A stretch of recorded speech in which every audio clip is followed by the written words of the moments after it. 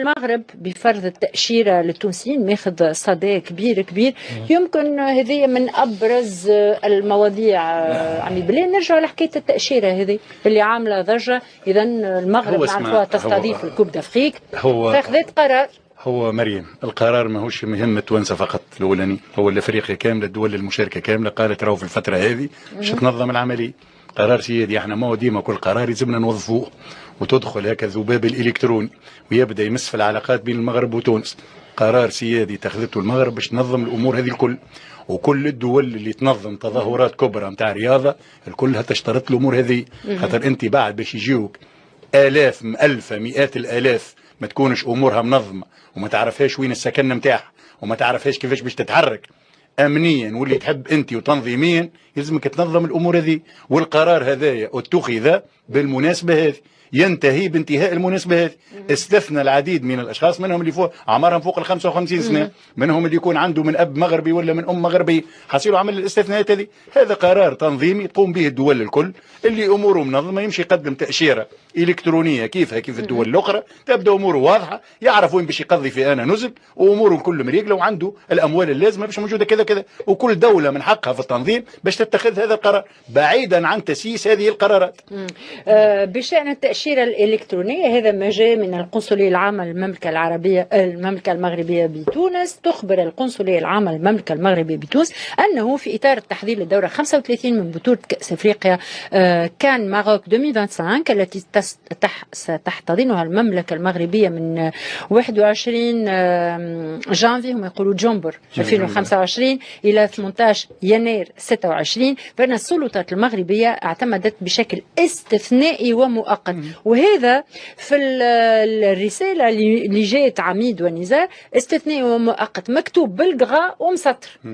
التأشيرة الإلكترونية AEVM على مواطني الدول المعفية من التأشيرة الدخول إلى المغرب، ويشمل هذا الإجراء المؤقت مواطنو الجمهورية التونسية الشقيقة. وهذا يمشي كما قال العميد إلى عديد الدول اللي هم معنيين. شكون اللي هم ما همش تم استثنائهم من هذا القرار؟ البالغون من العمر 55 سنة ثم فوق، المتزوجون متزوجات من حامل الجنسية المغربية، العابرون للمطارات ان ترانزيت، المقيمون بالمغرب بشكل قانوني، وجوازات سفر دبلوماسية، جواز سفر خدمة خاص، وجوازات رسمية. قريت أنا البلاغ مهم على خاطر العناوين الكل اللي قريناهم أنه المغرب يفرض تأشيرة على التونسيين عنوان ناقص، التأويل والانتقاد الكل هو الكل ما باش معنوها باش ايوه باش يعمل بزيد كليك هي ما هو صحيح هي فما مسؤوليه. اما هكا يدخل يقرا فهمت بون هذيك المؤامره اللي يقوم بها المحرر باش يجبد اكثر اكثر ناس باش تدخل.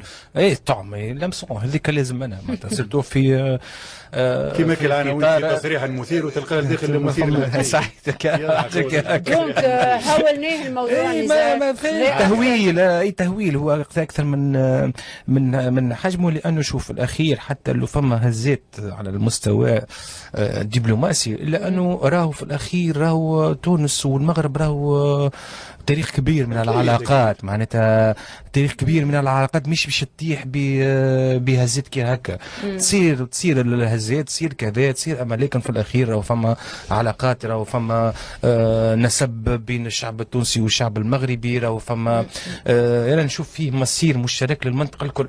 فهمتني راهو كي جات الدنيا رانا فهمتني عاملين تكتل كما برشا ناس قاعده تتكتل في منظمه شانغاي على مستوى الاتحاد الاوراسي روسيا. هو احنا مش تكتلات تكتيكات باش ما نتكتلوش. هو مالوروزمون لو جرون مغرب اول فكره تعملت في تجمع بين دول تجمع بينها النسيج الاجتماعي وغيره ما مشاش. حاجه اخرى زاد مريم باش نزيدها في النقطه هذه فقط عميد الذكر الجزائر تونس السنغال بوركينا فاسو راس الاخضر الجابون النيجر والتوغو هذوما المعنيين. اي مريم الموضوع الاخر زاد هي تحضر في كوب دي موند، راهي هذه بروفا قبل الكوب دي موند اللي باش تنظموا هي والبرتغال وغيره. وفي اعتقادي معناها قرار تنظيمي، عندك تذكره قرار تنظيمي تمشي تقصد ربي على روحك معناها. اما زاد انت في تظاهره رياضيه تلقاه هذا مرسكي والاخر هارب والاخر ما عندوش ونيبات والاخر بيت تحت قنطره. زاد كل دوله تتخذ القرارات هذه اللي هي حره فيها من غير ما نسيسوها، خليه العداله